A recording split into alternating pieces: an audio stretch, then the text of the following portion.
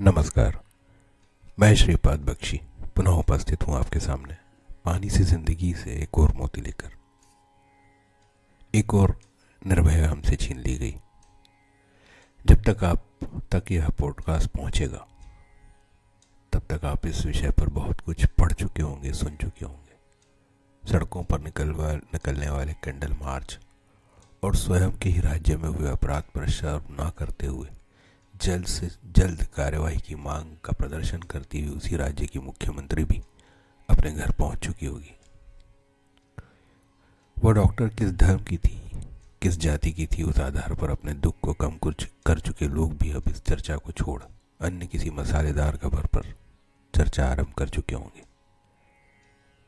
कड़ी कार्यवाही का आश्वासन प्राप्त होने के बाद देश रोष में आए डॉक्टर भी उन्होंने ली शपथ का मान करते हुए दूसरे मरीजों के इलाज के लिए कार्यस्थल पर आ चुके होंगे।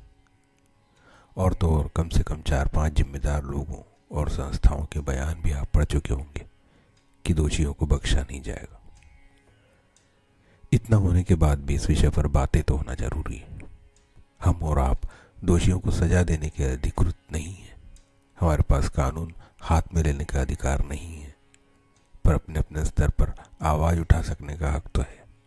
इसलिए निरंतर आवाज उठती रहे, भले ही किसी के कानों पर जू रहेंगे या ना रहेंगे, पर लगातार आती आवाज से उसे कान बंद करने के लिए अपने हाथ जरूर उठाने पड़े।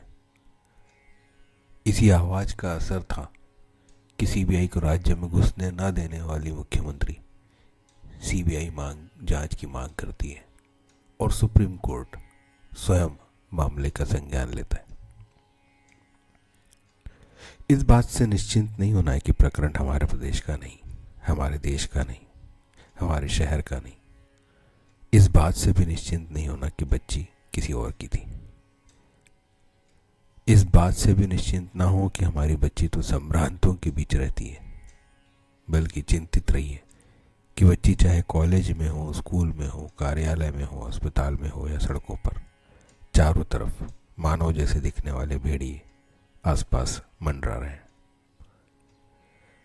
यह हमारा दुर्भाग्य है कि हमारी शिक्षा भी हमने ली तो ऐसे तंत्र से जिसे राजनीतिज्ञों ने अपनी रोटी सेकने के लिए बनाया।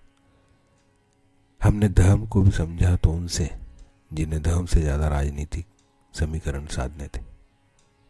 दिन में 10 बार गीता जैसे ग्रंथ का नाम दुहाई देते इस देश में हमने सहिष्णु होने की परिभाषा भी राजनीतिज्ञों से सीखी।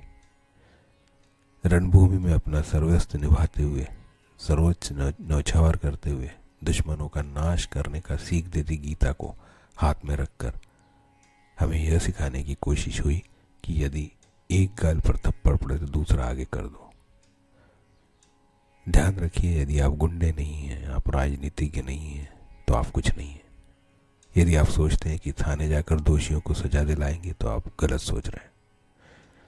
यदि आप सोचते हैं कि कोर्ट की शरण में जाकर आप दोषियों को सजा दिलाएंगे तो ध्यान रखिए, आपके पास सिर्फ एक ही जन्म है और आप कोई आतंकवादी या जेल में बंद मंत्री नहीं कि आपके लिए कोर्ट रात को खुले। अगर आप साधारण नागरिक हैं तो ध्यान रखिए कि ये व्यवस्थाएं असाधारण लोगों की सहायता के लिए हैं, आपकी सहायता के लिए नहीं।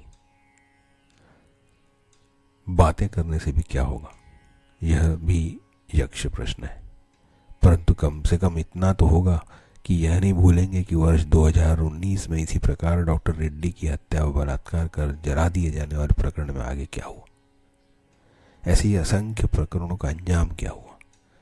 बात निकलेगी तो फिर दूर तलक जाएगी। इसलिए बातें होना चाहिए, सवाल पूछे ही जाने चाहिए। 2 सुझाव देने की इच्छा होती है। पहला, किसी जिम्मेदार टीवी या न्यूज़ चैनल द्वारा, समाचार पत्र द्वारा रोज इस प्रकार की घटनाओं का टेबल बनाकर उसमें की जा रही कार्यवाही प्रकाशित करना चाहिए। और दूसरा, चूंकि प्रत्येक स्त्री इस समय खतरे में है, इसलिए उन्हें आत्मरक्षा के लिए हथियार रखने की इजाज़त मिले, ताकि यदि खुद को बचा ना भी पाए तो कम से कम किसी को मार कर मरे।